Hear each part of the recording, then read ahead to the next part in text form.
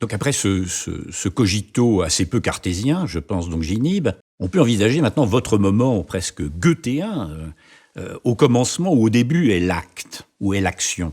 Pas le verbe, mais l'action.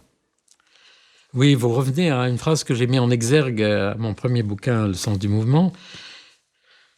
Oui, nous vivons, en particulier en France, mais en Occident en général, dans une culture magnifique du verbe, du langage, de la pensée rationnelle que nous avons appris des Grecs. Du logos. Oui, du logos.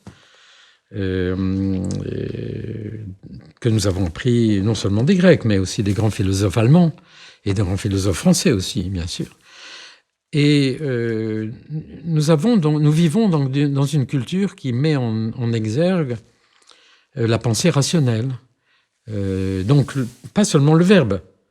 Le verbe, le problème a été avec l'autisme qu'on a culpabilisé les femmes parce qu'on pensait que l'autisme, c'était essentiellement le langage. C'est une chose.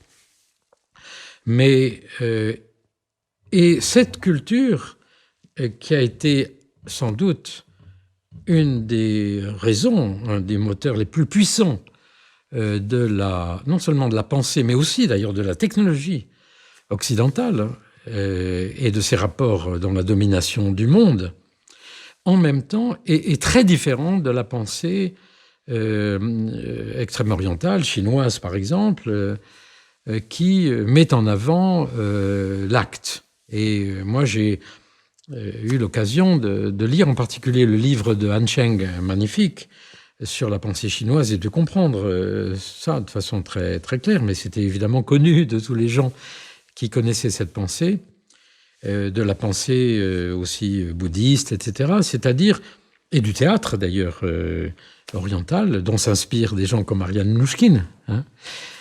C'est l'idée qu'au début est l'acte. Et moi, je dois beaucoup à la lecture que j'ai faite il y a longtemps, quand j'étais jeune ingénieur à l'école des mines, de Merleau-Ponty, puisqu'à l'époque, je suivais des cours de philo, d'ailleurs d'un philosophe qui n'était pas un phénoménologue, c'était Raymond Ruyère, qui est un finaliste. Et épistémologue aussi. Épistémologue, mais qui s'intéressait beaucoup à la biologie. Les livres de Ruyère sont pleins de biologie.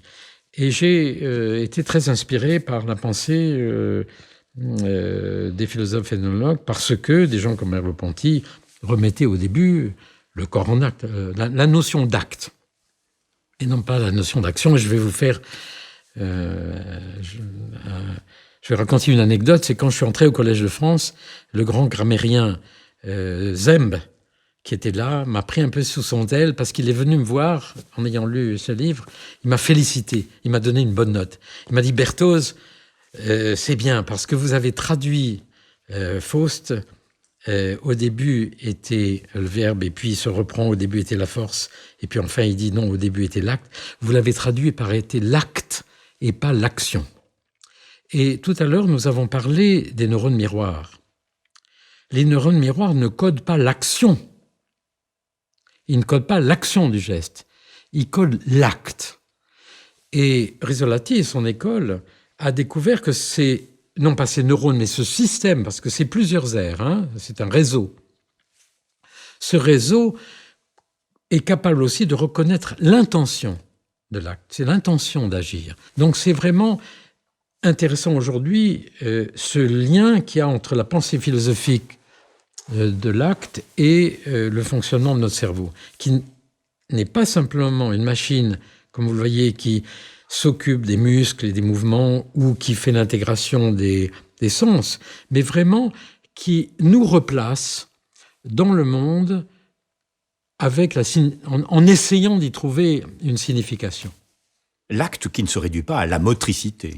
Exactement. Merci de cette formulation tellement synthétique.